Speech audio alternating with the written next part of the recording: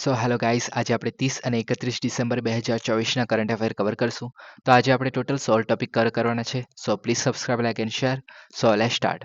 તો આપણો સૌપ્રથમ ટોપિક છે નાણાકીય નીતિ. તો નાણાં મંત્રાલયના અહેવાલમાં નાણાકીય નીતિ, મેક્રોપ્રુડેન્શિયલ પગલાં અને માળખાકીય જે પરિબળો છે એને માંગમાં મંદી માટે સંભવિત યોગદાન તરીકે ટાંકવામાં આવે છે, જે વૃદ્ધિ ફુગાવા પર જે આરબીઆઈ સાથેના જે જુદા જુદા મંતવ્ય છે એને પ્રકાશિત કરે છે. હવે આપણે જે ન્યૂઝ છે આ આપણા માટે કંઈ કામની નથી. ઓકે, પણ જે નાણાકીય નીતિ છે તો એ જે છે ઘણી ઇમ્પોર્ટન્ટ છે. એના વિશે પણ આપણે વાત કરશું. હવે જ્યારે આપણે આપણા ઇન્ડિયાની વાત કરીએ છીએ તો આપણા ઇન્ડિયામાં જે છે બે પ્રકારની પોલિસી માનવામાં આવે છે, એક રીતે ગણવામાં આવે છે અથવા તો ચલાવવામાં આવે છે એક રીતે.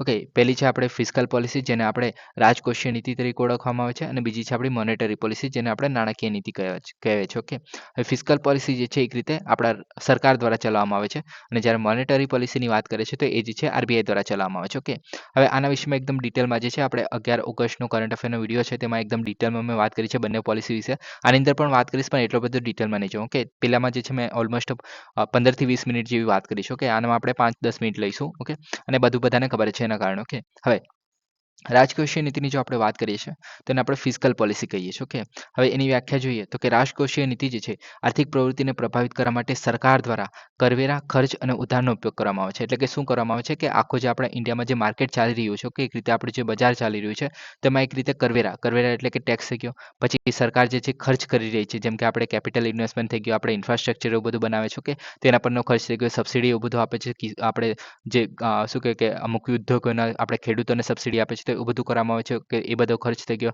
અને ઉધાર જે આપણે સરકાર દ્વારા બહારથી અથવા તો માર્કેટમાંથી લેવામાં આવતો હોય છે મોસ્ટલી. ઓકે, તો એ જે આપણે ઉધાર છે. ઓકે, તો આ ત્રણ વસ્તુનો ઉપયોગ કરીને જે સરકાર છે એ પોતાની જે આખી જે આપણી અર્થવ્યવસ્થા જે છે એક રીતે ચલવે છે, એના માટે આ બધી વસ્તુનો ઉપયોગ કરે છે. તો એ બધી આપણે વસ્તુ ઉપયોગ કરીએ છીએ તેને આપણે એક રીતે રાજકોષીય નીતિ કહેવામાં આવે છે, કેમ કે સરકાર દ્વારા ચલાવવામાં આવે છે. ઓકે, હવે કઈ વસ્તુ છે તો કે કરવેરા, તો કે નિકાલજોગ આવક અને ખર્ચને પ્રભાવિત કરવા માટે કરના દરો જે છે એને સમાયોજિત કરે છે. ઓકે, એટલે કે નિકાલજોગ આવક અને કે જે ખર્ચ પ્રભાવિત એટલે કે શું? નિકાલજોગ આવક એટલે કે તમારો જે પગાર આવી રહ્યો છે, કે તો એમાં જે છે તમે કેટલો ખર્ચ કરશો માર્કેટમાં અને તમે કેટલો ટેક્સ આપશો. ઓકે, તો એ જ છે એક રીતે સરકાર દ્વારા નક્કી કરતો હોય છે, અને એ જે છે આપણે શું કહે કે માર્કેટને પણ ઇન્ફ્લુઅન્સ થતું હોય છે. કેમ કે આપણે જ્યારે ટેક્સ વધારે રાખીએ છીએ, ઓકે, તો ટેક્સ વધારે રાખીએ છીએ તો તમારી પાસે ખર્ચ કરવા માટે પૈસા ઓછા હશે, એને કારણે તમે ખર્ચ ઓછું કરશો એટલે કે માર્કેટમાં ડિમાન્ડ પણ ઓછી હશે, અને કારણે તમારે શું થશે કે માર્કેટ એને કારણે જીડીપી પણ આપણી ઓછી રહેશે એક રીતે. ઓકે, તો એને કારણે જ આપણે જે મોંઘવારીને પણ એક રીતે કંટ્રોલ કરવું જે છે જરૂરી છે. ઓકે, ત્યારબાદ સરકારી ખર્ચ, તો કે જાહેર માલ સામાન થઈ ગયું, ઇન્ફ્રાસ્ટ્રક્ચર થઈ ગયું, અને સામાજિક કાર્યક્રમો થઈ ગયો. ઓકે, તેના પર જે ખર્ચ કરવામાં આવે છે તો એ પણ માર્કેટને ઘણું બધું ઇન્ફ્લુઅન્સ કરતું હોય છે. જેમ કે આપણે જો રોડ સારા ના હોય, ઓકે, તો એ પણ આપણે એક રીતે ટ્રાન્સપોર્ટેશનનો ખર્ચ વધારી દેશે, જેને કારણે આપણે શું કહે કે ઇન્ફ્લેશન વધારે છે, ભાવ વધારો કરી દેશે માલ સામાનનો. ઓકે, કેમ કે ટ્રાન્સપોર્ટેશનનો ખર્ચ પણ વધારે લાગતો હોય છે. તો એવું બધું જોવામાં આવે છે. ઓકે, ત્યારબાદ જાહેર ઋણ, તો કે બહારથી જે આપણે માર્કેટમાંથી આપણે એક રીતે સરકાર દ્વારા જે છે એક રીતે લેવાતો હોય છે આપણે ઋણ. ઓકે, તો જે છે સ્થાનિક અથવા તો આંતરરાષ્ટ્રીય ઉધાર દ્વારા ખાદ્યનું સંચાલન કરવામાં આવતું હોય છે, જે આપણે રાજકોષીય ખાધ કહેવામાં આવે છે. ઓકે, એમાં શું હોય છે કે રાજકોષીય ખાધ કોને કહેવામાં આવે છે કે જેમાં આપણે જે સરકારનો જે છે એક રીતે ખર્ચ વધારે હોય અને આવક જે છે ઓછી હોય છે, તો મોસ્ટલી જે છે રાજકોષીય ખર્ચ જે છે આપણે હોતું હોય છે. ઓકે, અને આપણે જે છે રાજકોષીય આપણે ખાધ જે છે એ મોસ્ટલી જોવા મળે છે. ઓકે, દર વર્ષે. હવે સબસિડીની માંગ જોઈએ તો માંગ વધારવા માટે જે ચોક્કસ ક્ષેત્રોને નાણાકીય સહાય પૂરી પાડવામાં આવે છે. જેમ કે આપણે જો સબસિડીની વાત કરીએ તો કે આપણે જ્યારે આપણે સોલર પેનલની વાત કરીએ છીએ તેમાં પણ સબસિડી આપવામાં આવે છે, જેથી આપણે વીજળી પરનો જે એક રીતે ખર્ચ ઘટાડી શકીએ. પ્લસ પછી ઉદ્યોગો માટે પણ આપણે જે પ્રોડક્ટ લિંક ઇન્સેન્ટિવ આપવામાં આવે છે સરકાર દ્વારા, એવી સ્કીમ કાઢવામાં આવે છે, જેની અંદર શું કરવામાં આવે છે કે ધારો કે કોઈ પર્ટિક્યુલર વસ્તુ છે, ઓકે, તો એની એક રીતે માંગ ઓછી છે અથવા તો એની માંગ વધારવી છે અને જરૂરી છે એક રીતે માંગ વધારવી. ઓકે, તો એમાં જે છે ધારો કે આપણો કાપડ ઉદ્યોગ છે, માની લો. કે હવે કાપડ ઉદ્યોગ જે છે એક રીતે મંદો ચાલી રહ્યો છે. ઓકે, હવે લોકો ખરીદી નથી રહ્યા. ઓકે, અથવા તો ઉત્પાદન ઓછું થઈ રહ્યું છે, તો શું કરશે કે એની સાથે લિંક્ડ એટલે કે સ્પેસિફિક આ સેક્ટર સાથે જ આપણે જે એક રીતે લોન આપવામાં આવશે કે ભાઈ જે ઉદ્યોગો છે એ પોતાની રીતે વધારે સારું કરી શકે, પરફોર્મ સારી રીતે કરી શકે, અથવા તો જ્યાં જરૂરી છે ત્યાં પૈસા ખર્ચ કરી શકે. ઓકે,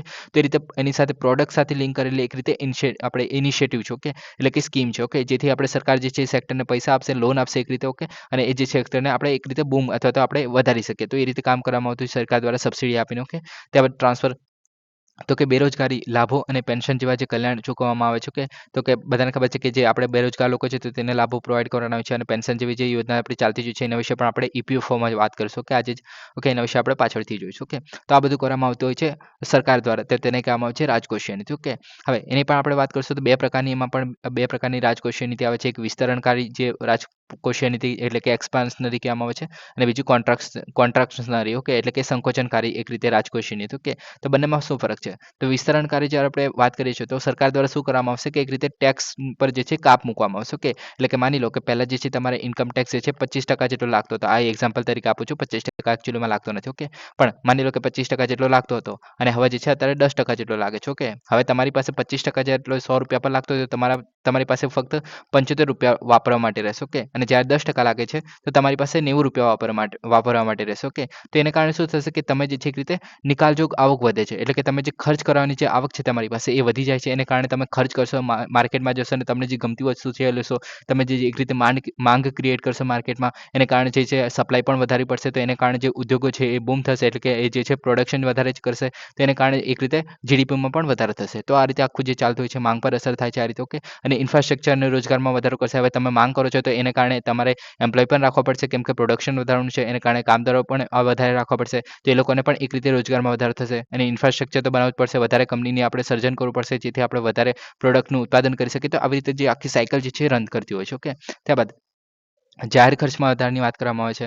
હવે જાહેર ખર્ચ એટલે કે જે આપણે સરકાર દ્વારા જે સબસિડી નહીં, સોરી, આપણે વિકાસ માટેના જે ઇન્ફ્રાસ્ટ્રક્ચર જેમ કે રોડ થઈ ગયા, બ્રિજ થઈ ગયા, તો એવું બધું બનાવવામાં આવે છે. ઓકે, તો એ જે છે કે એકંદરે માંગને ઉત્તેજિત કરવામાં હેલ્પ કરે છે એક રીતે, અને એને કારણે જીડીપીમાં વૃદ્ધિ થાય છે. જે ઉપરની સાયકલ જે મેં કીધી એના જેવું જ આની અંદર પણ થશે. ઓકે, ત્યારબાદ સબસિડી, તો સબસિડી જે એક રીતે ખેડૂતોને આપવામાં આવે છે. પછી મેં પ્રોડક્ટ લિંક ઇન્સેન્ટિવની વાત કરી, એક પર્ટિક્યુલર સેક્ટરને આપવામાં આવતી હોય છે. ઓકે, જેથી એ લોકોની જે આપણે શું કહેવાય કે વૃદ્ધિ કરી શકાય. ઓકે, તો આ રીતે જે છે આને કહેવામાં આવે છે વિસ્તરણકારી રાજકોષીય નીતિ. કે જેની અંદર આપણે એક રીતે વિસ્તરણ થાય છે બધી વસ્તુનું. ઓકે, એમાં મોસ્ટલી જે જીડીપીમાં આપણે વધારો કરવામાં આવતો હોય છે. ઓકે, હવે આજે આપણે મોસ્ટલી ક્યારે યુઝ કરવામાં આવતી હોય છે કે જ્યારે એક રીતે આપણે મોંઘવારીને પણ ધ્યાનમાં રાખવાનું હોય છે. ઓકે, આની અંદર એટલે કે મોંઘવારી જે છે આપણે એના વિશે પણ વાત કરીશું થોડી વારમાં કે મોંઘવારીમાં શું હોય છે.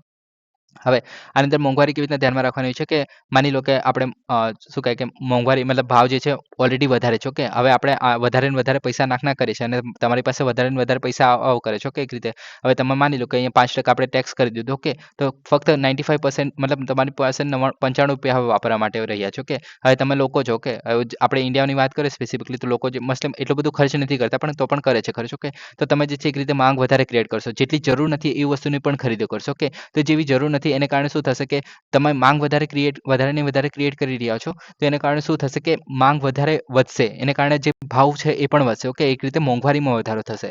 તો મોંઘવારીમાં વધારો ના થાય તો એના માટે પણ એ વસ્તુને ધ્યાનમાં રાખીને એક રીતે જે વિસ્તરણકારી રાજકોષીય નીતિ જે છે, જ્યારે આપણું જે શું કહે કે ડિફ્લેશન એટલે કે મંદી ચાલતી હોય ત્યારે જે છે આવી વિસ્તરણકારી રાજકોષીય નીતિનો ઉપયોગ કરવામાં આવતો હોય છે. ઓકે, તો આ રીતે આખું કામ ચાલતું હોય છે. ઓકે, હવે કોન્ટ્રાક્શનરી રાજકોષીય નીતિ ક્યારે હશે કે જ્યારે આપણે મોંઘવારી હશે, એટલે કે વધારે ભાવ વધારો હશે ત્યારે આવી જે કોન્ટ્રાક્શનરી જે આપણે રાજકોષીય નીતિ આપણે યુઝ કરતા હોય છે. સંકોચનકારી, ઓકે, સંકોચન એટલે કે આપણે જે મોંઘવારી છે તેને દબાવવાની છે, સંકોચિત કરવાની છે એ રીતે. ઓકે, તો આમાં શું કરવામાં આવશે કે ટેક્સ વધારે લગાડવામાં આવશે. એટલે કે આપણે વાત કરી કે આપણે 10% જેટલો આપણે ટેક્સ લાગે છે, તો આપણી પાસે 90% છે. ઓકે, 90 રૂપિયા વધે છે. ઓકે, તો એની જગ્યાએ આપણે હવે 20% લગાડવામાં આવશે સરકાર દ્વારા, ટેક્સ વધારી દેવામાં આવશે. એને કારણે શું થશે કે તમારી પાસે જે છે એક રીતે 80 રૂપિયા વધશે. તો તમે જે પહેલી 90 રૂપિયા હતા તમારી પાસે જેટલી ડિમાન્ડ કરતા હતા એના કરતાં હવે 80 રૂપિયા છે, તો એના કરતાં ઓછી ડિમાન્ડ કરશો એક રીતે. ઓકે, તો એ રીતે જોવામાં આવશે અને એને કારણે તમારી પાસે આવક ઘટશે, તો એને કારણે તમે ખર્ચ ઓછો કરશો. ખર્ચ ઓછો કરશો એટલે કે ભાવ વધારો ઓછો થશે. ઓકે, મોંઘવારી ઘટશે એક રીતે. ઓકે, તો પછી આ રીતે જે ખાધકોષીય ખાધ છે એને પણ નિયંત્રિત કરે છે, સોરી, રાજકોષીય જે ખાધ છે તેને પણ નિયંત્રિત કરે છે. કેવી રીતે? કેમ કે તમે જે એક રીતે શું કહે કે રાજકોષીય ખાધ કોને કહેવામાં આવે છે કે તમારી પાસે જે શું કહે કે આપણે સરકાર જે છે એ આપણે ખર્ચ વધારે કરે છે અને આવક એની ઓછી છે. ઓકે, હવે ટેક્સ વધારી દીધો તો એની પાસે વધારે પૈસા આવ્યા. ઓકે, તો એ જે આપણે શું કહે કે આવક એની વધી ગઈ એક રીતે. ઓકે, વધારે પૈસા આવ્યા એને કારણે, તો એની કારણે જે છે રાજકોષીય ખાત જે છે એનું પણ આપણે નિયંત્રિત કરી શકીએ છીએ. પછી જાહેર ખર્ચમાં ઘટાડો કરવામાં આવે છે, જેથી આપણે આર્થિક વિકાસ ધીમો પડી જાય છે એક રીતે. ઓકે, હવે આનો એક નુકસાન છે કે આમાં જે છે આર્થિક વિકાસ ધીમો પડી જાય છે એક રીતે. ઓકે, અને ફુગાવાને નિયંત્રિત કરવા માટે એકંદરે માંગમાં ઘટાડો કરે છે એક રીતે. આપણે જોયું આગળ કે માંગમાં કઈ રીતે ઘટાડો છે, કેમ કે તમારી પાસે પૈસા ઓછા છે. ઓકે, એને કારણે તમે માંગ ઓછી કરશો, એને કારણે શું થશે કે તમારી ફુગાવાને નિયંત્રિત કરશે. ફુગાવા એને એક રીતે મોંઘવારીની વાત ચાલે છે. ઓકે, તો મોંઘવારીને નિયંત્રિત કરવા માટે એકંદરે માંગમાં ઘટાડો કરે છે. ઓકે, અને કરકસરના પગલાં લેવામાં આવે છે. ઓકે, તો આ બધું કરવામાં આવે છે આપણી જે રાજકોષીય નીતિની કોન્ટ્રાક્શનરી પોલિસીમાં. ઓકે, તો આ થઈ ગયું આપણું રાજકોષીય નીતિ જે આપણે સરકાર દ્વારા ચલાવવામાં આવતી હોય છે. ઓકે, હવે નેક્સ્ટ વાત કરશું આપણે જે નાણાકીય નીતિ એટલે કે મોનેટરી પોલિસી. ઓકે, હવે મોનેટરી પોલિસી કમિટી પણ આવે છે, એના વિશે પણ મેં ઓગસ્ટના જે આપણે લેક્ચર છે એની અંદર ડિસ્કસ કરેલું છે. ઓકે, હવે આની આપણે ખાલી મોનેટરી પોલિસીની વાત કરશું. તો મોનેટરી પોલિસી શું છે? તો કે એ જે છે ભાવ સ્થિરતા જાળવવા અને આર્થિક વૃદ્ધિને પ્રોત્સાહન આપવા માટે જે નાણાંનો પુરવઠા છે અને વ્યાજના દરો છે એને કેન્દ્રીય બેંક નિયમનના જે છે એનો સમાવેશ થાય છે. કેન્દ્રીય બેંક એટલે કોણ આવશે? કે કેન્દ્રીય બેંક નિયમનનો સમાવેશ એટલે કે આરબીઆઈ દ્વારા એક રીતે નિયંત્રિત કરવામાં આવશે. કોને? તો કે મોનેટરી પોલિસીના સાધનોને. ઓકે, એની પણ વાત કરશું આપણે. તો આમાં જે છે નાણાંના પુરવઠા અને વ્યાજના દરો. ઓકે, વ્યાજના દરો એટલે કે ઇન્ટરેસ્ટ રેટ અને નાણાંના પુરવઠા એટલે કે બજારમાં કેટલા પૈસા છે. ઓકે, તો તેને બંનેને આપણે એક રીતે કંટ્રોલ કરવામાં આવે છે. ઓકે, જેથી આપણે ભાવ સ્થિરતા જાળવી શકીએ. ઓકે, ભાવ સ્થિરતા કેવી રીતના જાળવવામાં આવે છે? તો આપણે જે મોસ્ટલી જે છે ભાવ વધારાની જે મેં કીધો હતો. ઓકે, તેમાં શું હતું કે આપણે જે મોસ્ટલી જે છે ઇન્ફ્લેશન ટાર્ગેટિંગ કરે છે. ઓકે, ઇન્ફ્લેશન ટાર્ગેટિંગ એટલે કે આપણે મોંઘવારીને ટાર્ગેટ કરે છે, જે આપણે 4+ ઓર -2 આપણે એ પ્રમાણે રાખવાનું હોય છે. ઓકે, એ શું છે? એટલે કે આપણે જે મોંઘવારી છે એ 4% થી 6% સુધી વચ્ચે રાખવાની હોય છે. કે આ બંનેની વચ્ચે રાખવાની હોય છે. ઓકે, તો આ જે કામ કરવાનું હોય છે આરબીઆઈ દ્વારા. ઓકે, પહેલા નહોતું કરવામાં આવતું, પણ હવે જે છે આપણે ઇન્ફ્લેશન ટાર્ગેટિંગ કરવામાં આવે છે. ઓકે, એટલે કે મોંઘવારીને આપણે ધ્યાનમાં રાખીને આપણી જે આરબીઆઈની જે પોલિસી છે મોસ્ટલી આવતી હોય છે. ઓકે, હવે નાણાંના પુરવઠા કેવી રીતના કંટ્રોલ કરવામાં આવે છે અને વ્યાજના દરો કેવી રીતના કંટ્રોલ થાય છે એના વિશે પણ વાત કરીએ. તો કે મોનેટરી પોલિસીના સાધનો યુઝ કરવામાં આવે છે. ઓકે, તો પેલું આવે છે ઓપન માર્કેટ ઓપરેશન.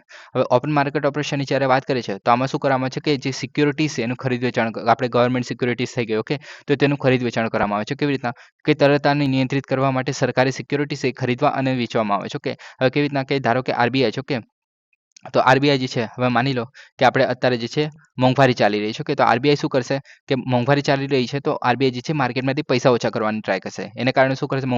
પૈસા ઓછા કરશે તો શું મતલબ પૈસા ઓછા થઈ જાય તો એનો શું ફાયદો? તો કે તમે જે છે તમારી પાસે પૈસા ઓછા થઈ જશે. બેંક તમને ઇન્ટરેસ્ટ મતલબ લોન એટલું બધું નહીં આપે. એને કારણે તમારી પાસે પૈસા ઓછા હશે. તમે ખરીદી ઓછી કરી દેશો. એને કારણે મોંઘવારી પણ ઓછી થઈ જશે, માંગ ઘટી જશે એને કારણે. ઓકે, તો આનો ટાર્ગેટ હોય છે. ઓકે, તો આવું કરવા માટે શું કરશે કે આરબીઆઈ જે છે એક રીતે પહેલા તો આપણે આરબીઆઈ જે છે એક રીતે શું કરશે કે જે પૈસા છે એ ખેંચવાની ટ્રાય કરશે. કેવી રીતના? તો કે સિક્યુરિટી વેચીને, જેની પાસે જે સિક્યુરિટીઝ ગવર્મેન્ટ સિક્યુરિટીઝ પડી છે એ આપણે માર્કેટમાં વેચવા માંડશે. એને કારણે શું થશે કે જે સિક્યુરિટીઝના જે પૈસા છે એ આપણે આરબીઆઈ પાસે આવી જશે અને માર્કેટમાં જે છે એક રીતે સિક્યુરિટી વધશે. ઓકે, એક રીતે સિક્યુરિટી ઇન ધ સેન્સ કે આ જે છે એક રીતે તમે કાગળું સમજી લો કે એક રીતે સિક્યુરિટી તમે મતલબ જે અલગ અલગ બેંકો અથવા તો અલગ અલગ જે શું થઈ ગયું કે માર્કેટ જે છે એ ખરીદતું હોય છે મોસ્ટલી સેકન્ડરી અને પ્રાઇવેટ માર્કેટ. એમાં નથી પડવું આપણે, ખાલી એટલું યાદ રાખવું કે આપણે જ્યારે સિક્યુરિટી વેચે છે આરબીઆઈ દ્વારા. ઓકે, તો એને કારણે શું થાય છે કે માર્કેટના જે પૈસા છે એ આરબીઆઈ પાસે આવી જાય છે. એને કારણે માર્કેટમાં જે છે તરલતા ઓછી થઈ જાય છે અને કારણે જે મોંઘવારી જે છે ઘટી જાય છે, કેમ કે માંગને એવું બધું ઘટી જાય છે, કેમ કે તમારી પાસે વાપરવા માટે પૈસા એટલા બધા છે નહીં.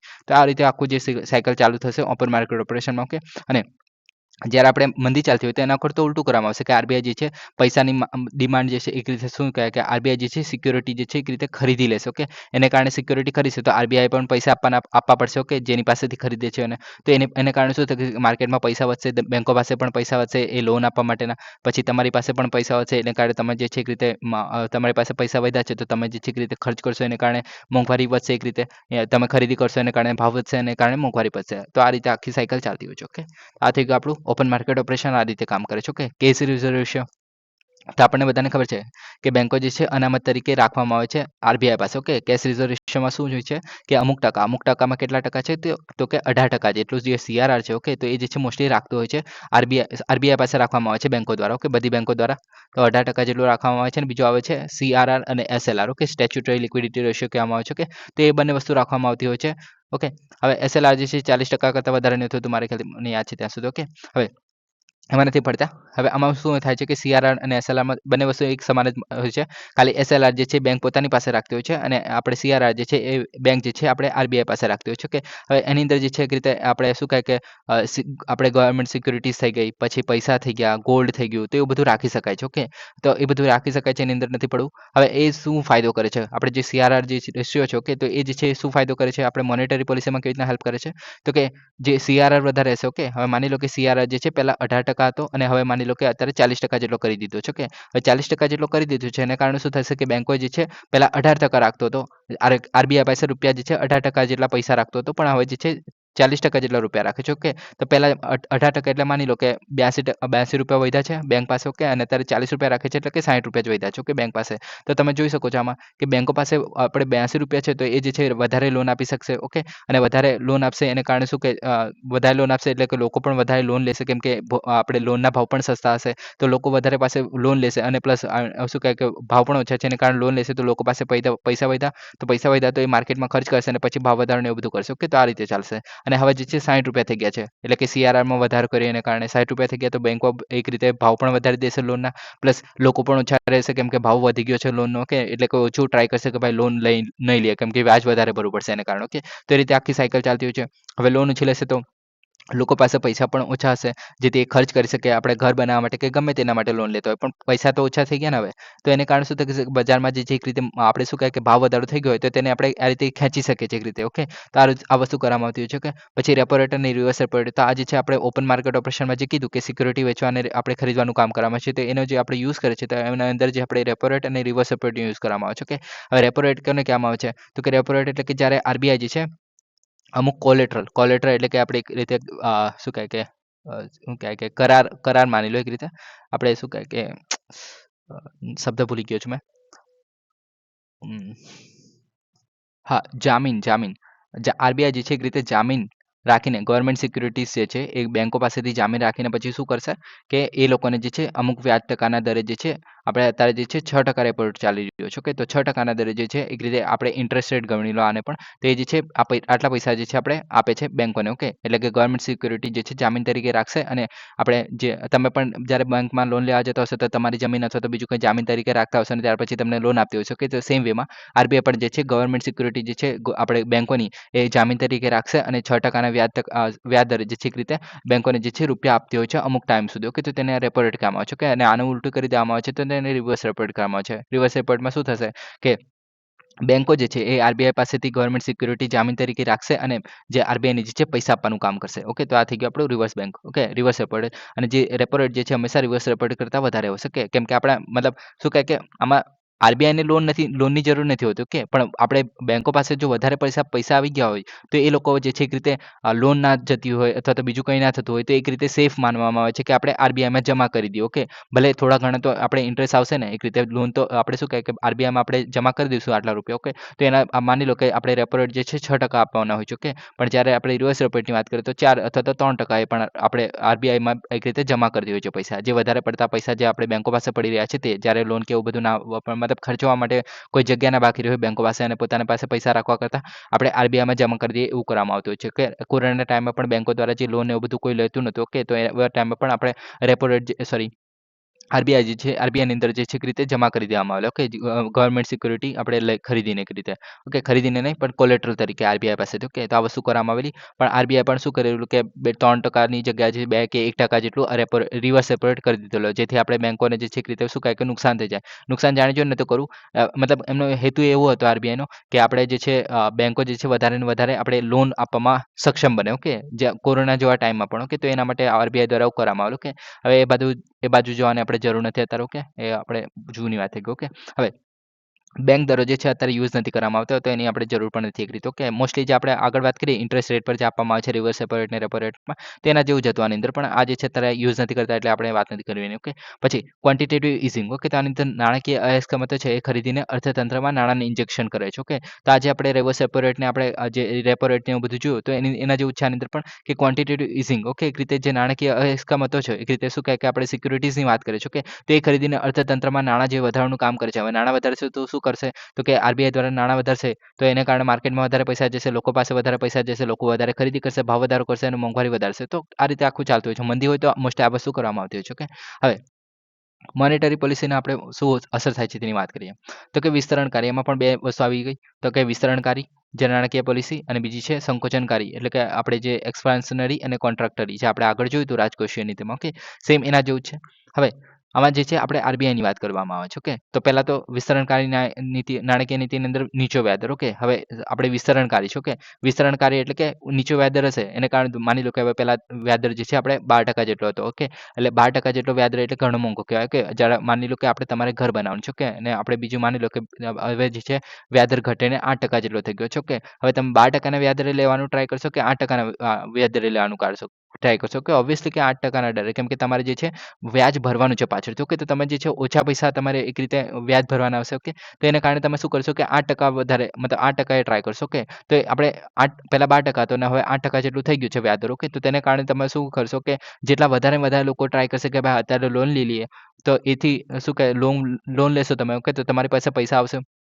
હવે તમે જે પૈસા છે તો એનો શું કરશો? તો માનો કે તમે ઘર બનાવવાનું છે, તો ઘર આપણે શું કહેવાય હાઉસિંગ લોન લીધી છે, તો તમે ઘર બનાવવા માટે જ ઉપયોગ કરશો. હવે ઘર બનાવવા માટે પૈસાનો યુઝ કરશો તો તમારે ઈંટોને એવું બધું, રેતીને એવું બધું મતલબ ટ્રકોને ગમે તે મતલબ એ બધા માટે યુઝ કરશો. ઓકે, અને એ જે છે એક રીતે શું કરશે કે આ જે પૈસા એક રીતે માર્કેટમાં ગયા, એક રીતે તમે ખર્ચ કર્યા, તો માર્કેટમાં એક રીતે આ ખર્ચ કર્યા તો બીજી બધી વસ્તુ માટે આ પૈસા આગળ ખર્ચ થશે. તો આ રીતે ઉપભોક્તા ખર્ચમાં વધારો કરે છે. ઓકે, ઉપભોક્તા ખર્ચમાં વધારો કરે છે અને માંગમાં વધારો કરે છે એક રીતે. ઓકે, તો માંગમાં વધારો કરે છે એક રીતે શું કહે માંગમાં વધારો થયો એટલે કે ભાવ વધારો થયો એક રીતે. ઓકે, તો આ રીતે આપણે મંદી ચાલતી હોય તો મોસ્ટલી આ વસ્તુ કરવામાં આવતી હોય છે વિસ્તરણ કાર્ય. ઓકે, પછી ઉધાર અને રોકાણને પ્રોત્સાહિત કરે છે.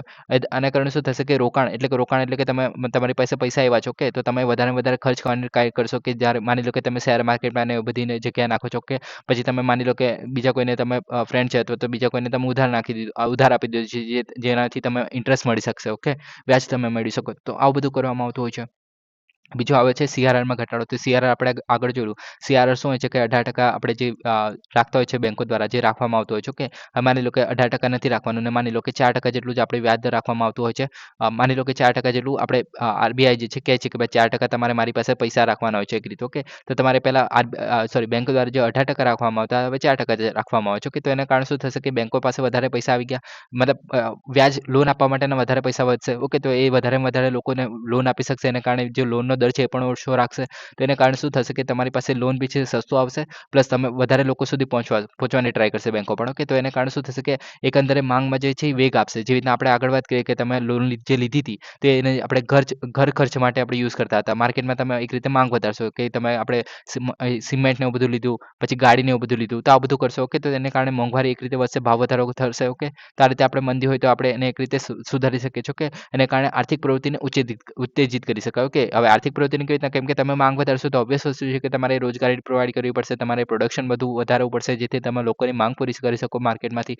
તો આ માર્કેટ જે છે એક રીતે વધારે ને વધારે બૂમ કરશે. ઓકે, ઉત્તેજિત થશે એક રીતે. ઓકે, અને માત્રાત્મક સરળતા. ઓકે, એટલે કે તમે જે છે એક રીતે વધારે ને વધારે પૈસા માર્કેટમાં આપવાની ટ્રાય કરશો. એટલે કે આરબીઆઈ જે છે એની અંદર વધારે ને વધારે પૈસા જે છે માર્કેટમાં આપવાની ટ્રાય કરશે અને સિક્યુરિટીઝ ખરીદવાની ટ્રાય કરશે. ઓકે, તો આ રીતે આપણે પૈસા વધારી શકીએ છીએ માર્કેટમાં. ઓકે, જેથી આપણે મોંઘવારી એક રીતે શું કહેવાય મંદી હોય તો આપણે લોકો પાસે પૈસા આવશે તો તમે માંગ વધારે ને વધારે જનરેટ કરશો, જેને કારણે આપણે લોકોનું ઉત્પાદન વધારવું પડશે, એને કારણે જીડીપી પણ વધશે. ઓકે, મતલબ આપણે પ્રોડક્શન વધારીને પછી જે છે આપણે જીડીપીમાં એક રીતે યોગદાન આપતું હોય છે. એ રીતે આપણે જીડીપીમાં વધારો કરી શકીએ છીએ. ઓકે, તો આ રીતે આખું જે આપણે મોનેટરી પોલિસી જે છે નાણાકીય જે નીતિ આપણે કહે છે. ઓકે, તો એ ચલાવવામાં આવે છે. ઓકે, તો આ થઈ ગઈ આપણે વિસ્તરણ કરી નાણાકીય પોલિસી. ઓકે, નાણાકીય નીતિ. બીજા આવે છે સંકોચનકારણ નીતિ. ઓકે, તો આમાં ક્યારે હશે કે જ્યારે આપણે મોંઘવારી બહુ વધારે છે ત્યારે આપણે આનો યુઝ કરશું. તો આમાં શું કરવામાં આવશે કે ઊંચા વ્યાજના દર. ઓકે, તો આના કરતાં ઉલટું કરી દેવાનું. આપણે ઉપર જે જોયું કે ના કરતો ઉલટું કરી દેવાનું. કેવી રીતના કે માની લો કે પહેલા 8% હોમ લોન મળતું હતું, હવે માની લો કે આપણે 15% હોમ લોન કરી દીધું છે. ઓકે, હવે 15%નું વ્યાજ તમે ભરવાના હોવ તો તમે મતલબ ટ્રાય કરશો કે ભાઈ 8%નું હોય તો તમે લઈ શકો છો, પણ 15% તમારા માટે ઓલમોસ્ટ ડબલ થઈ જશે. તો તમે ઇગ્નોર કરશો, ભાઈ અત્યારે નથી બનાવવું, પાછળથી પછી બનાવી લઈશું ઘર આપણે એક રીતે. ઓકે, તો આ રીતે તમે ટ્રાય કરશો. તેને કારણે શું થશે કે અર્થતંત્રમાં ઓવરહીટિંગને ઘટાડશે. એટલે કે ઓલરેડી જે મોંઘવારી છે તેને ઘટાડવાનું ટ્રાય કરશે. કેમ કે તમે હવે લોન નથી લીધું તો તમારી પાસે પૈસા નથી. એક રીતે તમે મતલબ ઘર બનાવવા માટે મતલબ ટ્રાય કરતા હતા, પણ હવે ઘર જે છે તમે લંબાઈ દીધું છે. તો અત્યારે તમે ખર્ચ નહીં કરો, તમારી પાસે પૈસા પણ નથી, એને કારણે તમે ખર્ચ નહીં કરો તો માર્કેટમાં માંગ ઘટશે. એક રીતે માંગમાં ઘટાડો થઈ જશે, એને કારણે ભાવ પણ એક રીતે ઘટી જશે બધી વસ્તુના. ઓકે, તો આ રીતે આખું ચાલતું હશે અને આ જે ગ્રાહક અને વ્યવસાય જે ખર્ચ છે એ ઘટાડી દે છે. ઓકે, તો આ રીતે આખું કામ કરવામાં છે. પછી સીઆરઆર, તો આપણે બેંકમાં જે રીતે કીધું કે પહેલા 4% જેટલું આપણે ઘટાડી દીધેલું હોય. ઓકે, હવે 18%થી માની લો કે ભાઈ 25%, 30% જેટલું આપણે વધારી દઈએ છીએ. ઓકે, તો બેંકો પાસે વધારે પૈસા નહીં આવી જશે કે સોરી બેંકો પાસે જે લોન આપવા માટેના પૈસા જે છે ઘટી જશે. એને કારણે શું થશે કે બેંકો જે છે વધારે લોન લોન નહીં આપે, લોન નહીં આપે તો લોકો પાસે પૈસા નહીં હોય, લોકો પાસે પૈસા નહીં હોય તો લોકો ઓછો ખર્ચ કરશે, તો એને કારણે જીડીપીની વૃદ્ધિ ધીમી થઈ જશે, પ્લસ એકંદરે માંગમાં ઘટાડો થશે કેમ કે તમારી પાસે પૈસા નથી અને એક રીતે મોંઘવારી જે આપણી વધી ગયેલી તો તે પણ એક રીતે નિયંત્રણમાં આવી શકશે. ઓકે, તો આ રીતે આપણે કરી શકીએ છીએ. ઓકે, પછી ઓપન માર્કેટ સેલ્સ, તો આની અંદર શું કરવામાં આવશે કે ઓપન માર્કેટ ઓપરેશનની વાત કરીએ તો તેની અંદર આપણે આરબીઆઈ જે છે આપણે શું કહેવાય કે સિક્યુરિટીઝ જે છે એ વેચતી હોય છે. ઓકે, તો સિક્યુરિટી વેચે છે તો એને કારણે શું માર્કેટમાંથી પૈસા આવશે, માર્કેટમાંથી પૈસા જે છે આરબીઆઈ પાસે આવી જશે. માર્કેટમાં પૈસા ઓછા છે એને કારણે લોકો પાસે મતલબ એક રીતે ઓછા થઈ ગયા, તો લોકો પાસે પૈસા ઓછા છે તો એ લોકો ઓછો ખર્ચ કરશે, ઓછો ખર્ચ કરશે એટલે માંગ ઓછી હશે, માંગ ઓછી હશે એટલે કે પ્રોડક્શન ઓછું હશે અને આપણે જીડીપીની વૃદ્ધિ પણ એક રીતે ધીમી થઈ જશે અને મોંઘવારીમાં પણ એક રીતે ઘટાડો થઈ જશે. તો આ રીતે જે છે ચાર વસ્તુમાં જે છે સાયકલ ચાલતી હોય છે કે આપણે અત્યાર સુધીમાં 4 વસ્તુ ટોટલ ડિસ્કસ કરી છે.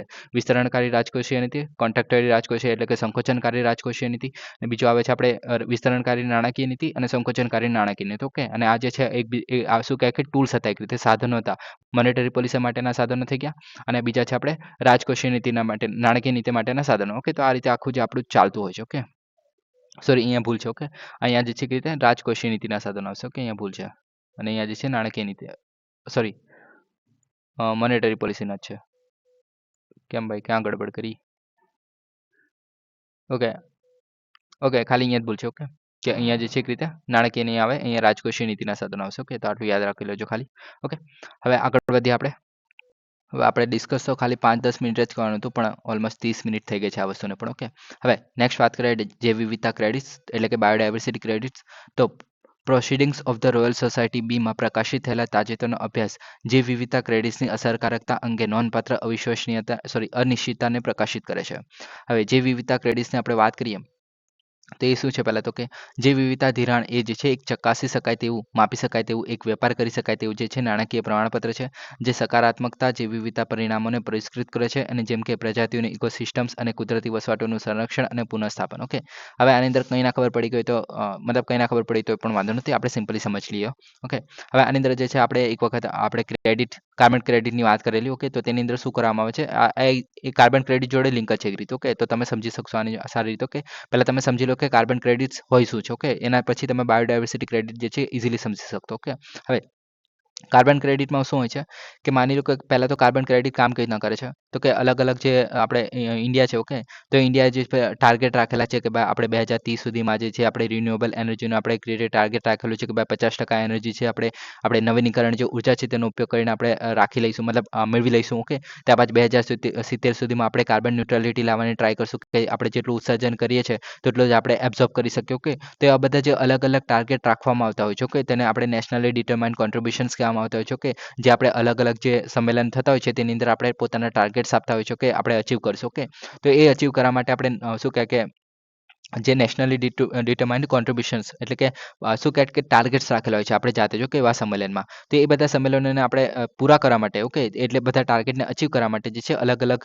આપણે શું કહે કે કંપનીઝને આપણે એક રીતે કંટ્રોલ કરવા માટે છે કાર્બન ક્રેડિટ આપવામાં આવતી હોય છે. ઓકે, હવે કાર્બન ક્રેડિટ કેવી રીતના આપવામાં આવતી હોય છે કે આપણે ઇન્ડિયામાં જે છે સ્પેસિફિક કંપની માટે સ્પેસિફિક જેમ કે માની લો કે અલગ અલગ સેક્ટર છે. ઓકે, તો કાર્બન માટેના મતલબ શું કહે કે આપણે ધારો કે રિફાઇનરી છે, ઓઇલ રિફાઇનરી છે. ઓકે, તો તેના કાર્બન ક્રેડિટ જે છે વધારે આપવામાં આવતા હોય છે અને એક રીતે, અને જે આપણે માની લો કે કોઈ કાપડની કંપની છે તો તેને આપણે એક રીતે કાર્બન ક્રેડિટ જે છે ઓછામાં આપવામાં આવતા હોય છે. ઓકે, આપણે કેમ કે કાર્બન ઉત્સર્જન વધારે થતું હશે. ઓકે, જેમ કે રિફાઇનરીની વાત કરીએ તો એની અંદર માની લો કે કાર્બન ક્રેડિટ જે છે 160 એટલે કે 1 ટન માટે જે છે ક્રેડિટ માનવામાં આવે છે. ઓકે, તો 1 ટન માટે 1 ટન કાર્બન તમે ઉત્પન્ન કરો તો તમે એક કાર્બન ક્રેડિટ યુઝ કર્યો એવું માનવામાં આવે છે.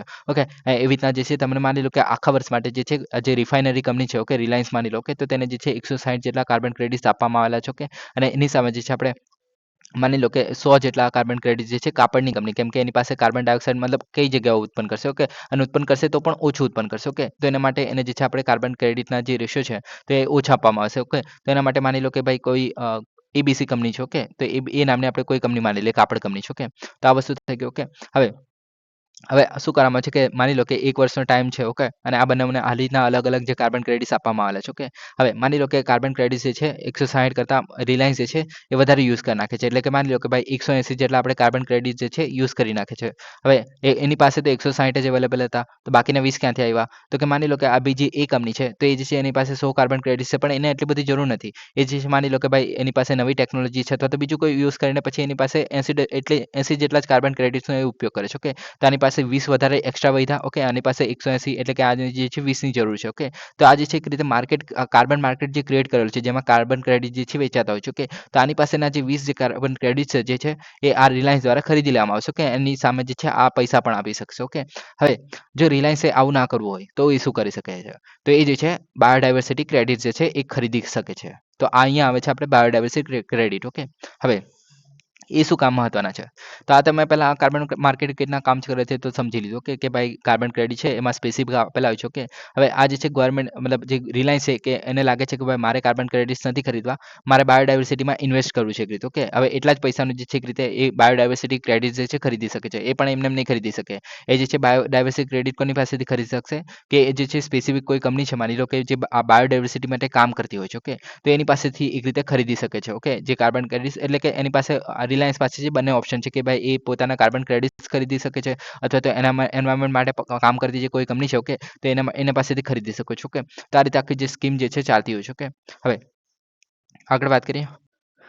હવે હેતુ શું છે? તો કે જીવ વિવિધતાના સંરક્ષણ માટે નાણાં આપવા માટે એક પદ્ધતિ તરીકે ધ્યાન મેળવ્યું છે, ઓકે.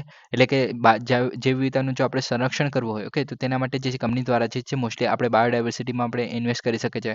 જે આપણે માની લો કે કોઈ ફાર્મર રિલેટેડ કંપની છે, ઓકે, જે ખેડૂતો માટેનું કોઈ સામાન બનાવતી હોય, તો એને કારણે એને જે લેન્ડ ડિગ્રેડેશન અથવા તો બીજું કોઈ નુકસાન કર્યું, ઓકે, તો તેને રિકવર કરવા માટે બાયોડાયવર્સિટીમાં ઇન્વેસ્ટ કરી શકે છે, અથવા તો બીજી કોઈ રીતે પણ આપણે બાયોડાયવર્સિટીમાં જો આપણે વધારો કરવો હોય તેના માટે ઇન્વેસ્ટમેન્ટ આપી શકે છે, ઓકે. તો એવું જરૂરી નથી કે એ વસ્તુ કરવી જ છે, પણ કરી શકે છે, ઓકે. એક રીતે શું કહે કે સોશિયલ રિસ્પોન્સિબિલિટી માનીને પણ જે છે મોસ્ટલી કંપની જે છે આવું બધું કરતી હોય છે.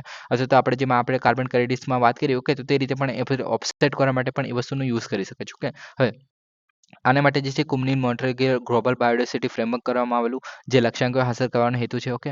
હવે આમાં જે છે મોન્ટ્રીયલ ગ્લોબલ બાયોડાયવર્સિટી ફ્રેમવર્કની આપણે જો વાત કરીએ, તો કે જે વિવિધતા આપણે એના પર સંમેલન કરવામાં આવેલું 15મી conference, okay. Conference of the હા, conference on the biodiversity, okay. તો એ જે છે 15મી કોન્ફરન્સ ઓફ ધ પાર્ટીઝ થયેલી, ઓકે. COP15 થયેલી, ઓકે, જે બાયોડાયવર્સિટી માટેની હતી, ઓકે. તો એ જે છે જે વિવિધતાના સંરક્ષણ, કુદરતી સંસાધનોનો ટકાઉ ઉપયોગ અને સમાન લાભની વહેંચણી, ઓકે. તો આ 3 હેતુ હતા આના, ઓકે.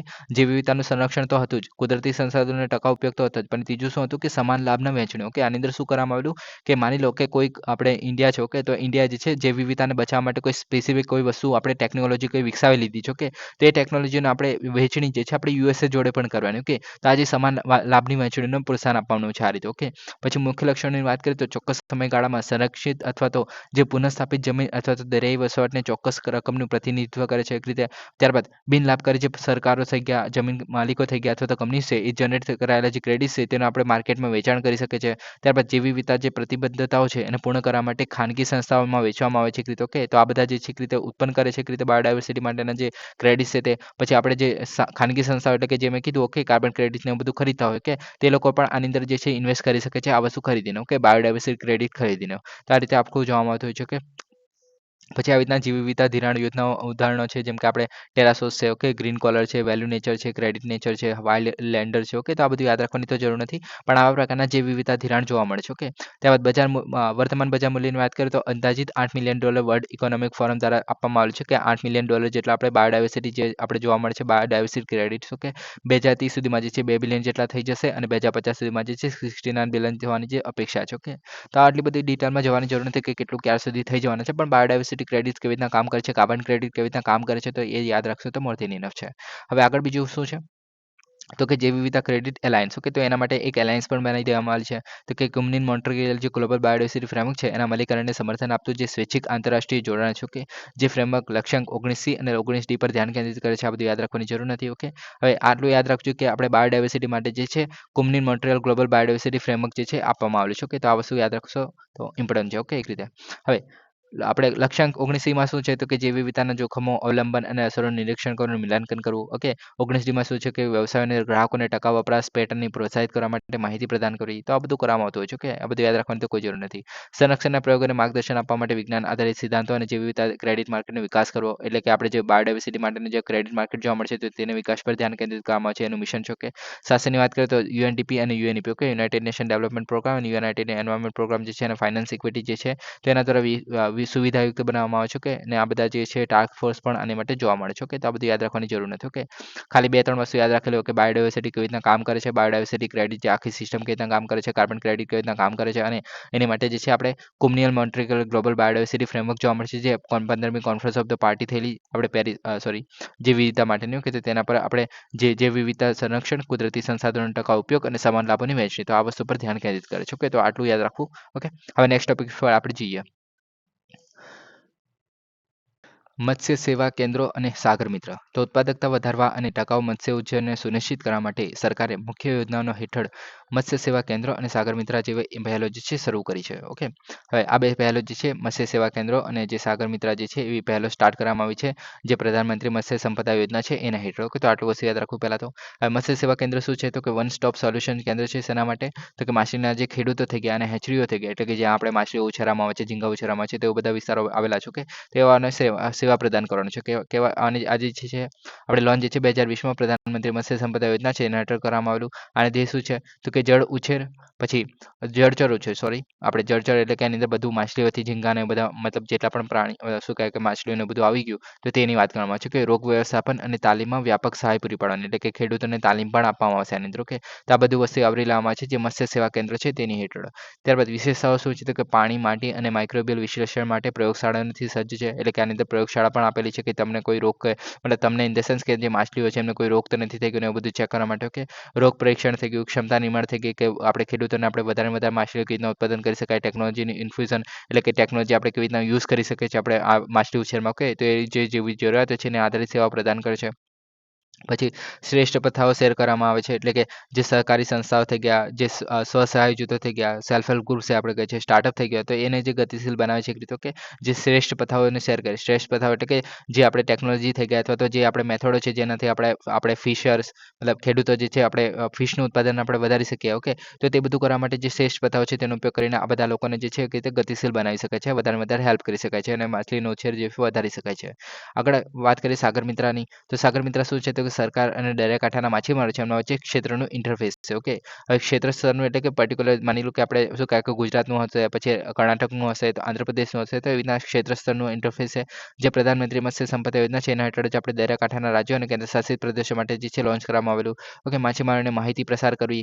પછી બજારની આંતરદૃષ્ટિ ટકાઉ માછીમારીની પ્રથાઓ આપવી અને ટેકો આપવો ઓકે તો આ રીતે આખું કામ કરે છે ઓકે આનું ધ્યેય છે હવે વિશેષતાઓ શું છે તો કે દરિયાઈ કેચ એટલે કે દરિયામાં કઈ જગ્યાએ વધારે પડતી માછલી મળી રહેશે તેની આપણે ડિટેલ આપશે બજારના વલણો એટલે બજારમાં માછલીના ભાવ કયા છે કિંમતો ઉપર નીચે છે તો એવા બધા ડેટા જે છાપવાનું કામ કરશે પછી સ્થાનિક નિયમો કેવા રાખવા હવામાનની આગાહી કેવી છે કે પૂર આવશે કે નહીં તો એ બધું ઓકે પછી સંભવિત માછીમારી ક્ષેત્રો ઓકે કે જ્યાં આપણે માછલીઓ વેચી શકાય અથવા તો આપણે મળી શકે તો એ બધા અપડેટ પ્રદાન કરે છે આરોગ્યપ્રદ માછલીનું સંચાલન કરે છે પછી સલામતીની માહિતીની સુવિધા આપે છે તો આ બધું કરવામાં આવે છે સાગર મિત્રની અંદર ઓકે તો આ બંને પહેલ જે છે આપણે પ્રધાનમંત્રી મત્સ્ય સંપદા યોજના હેઠળ ચલાવવામાં આવે છે હવે આપણે પ્રધાનમંત્રી મત્સ્ય સંપદા યોજનાની જો આપણે વાત કરીએ તો ભારતમાં જે મત્સ્ય ઉદ્યોગના ક્ષેત્રને ટકાઉ અને જવાબદાર વિકાસ દ્વારા વાદળી ક્રાંતિ લાવવા માટે 2020માં શરૂ કરવામાં આવેલું ઓકે આ યાદ રાખવું કે વાદળી ક્રાંતિ લાવવા માટે જે છે આપણે વાદળી ક્રાંતિ કોને કહે છે તો માછીમારીમાં આપણે વિકાસ કરાવી શકીએ તો તેને આપણે વાદળી ક્રાંતિ કહેવામાં આવે છે ઓકે તો 2020માં શરૂ કરવામાં આવેલું નાણાકીય વર્ષ 2020-21થી નાણાકીય વર્ષ 2024-25 સુધી ચાલવાનું છે હવે આજે છે કેન્દ્રીય ક્ષેત્રની યોજના અને કેન્દ્ર પ્રાયોજિત યોજના તો આ વસ્તુ યાદ રાખવી કે બંને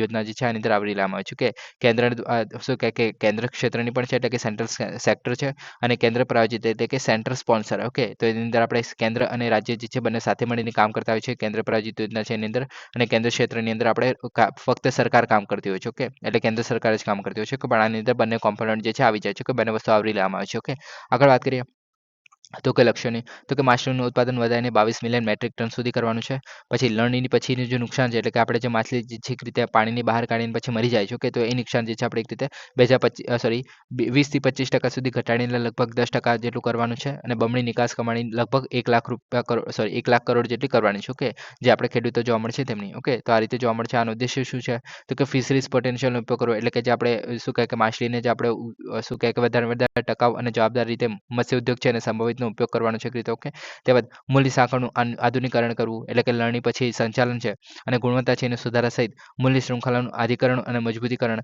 એટલે કે આપણે જે દેવી પ્રસાદનો કોલ છે બાબુરાવને જતો રહે છે. ઓકે, તો એવું ના થાય. તો એના માટે જે છે કામ કરવાનું છે. ઓકે, એટલે કે આપણે શું કહેવાય કે આપણે મૂલ્ય શૃંખલા છે એને આધુનિકરણ અને મજબૂતીકરણ કરવાનું છે. ઓકે, ત્યારબાદ બીજું શું છે આગળ, તો કે માછલીનું ઉત્પાદન વધારવું. તો જમીન અને પાણીના જે વિસ્તરણ, તીવ્રતા, વૈવિધ્યકરણ અને ઉત્પાદન ઉપયોગ દ્વારા મત્સ્ય ઉત્પાદન અને ઉત્પાદકતામાં વધારો કરવાનો છે. એક મજબૂત મેનેજમેન્ટ ફ્રેમવર્ક બનાવવાનું છે, જે મજબૂત મત્સ્ય ઉદ્યોગ વ્યવસ્થાપન અને નિયમનકારી માળખું બનાવે. પછી આવક અને રોજગારી બમણી કરવાની છે માછીમારોને અને મત્સ્યખોદોની. ઓકે, અને મત્સ્ય ઉદ્યોગના ક્ષેત્રમાં અર્થપૂર્ણ રોજગારીની તકો ઊભી કરવાની છે. ઓકે, તો આ રીતે આખું જે કામ કરવામાં આવે છે, જે પ્રધાનમંત્રી મત્સ્ય સંપદા યોજના છે એની હેઠળ.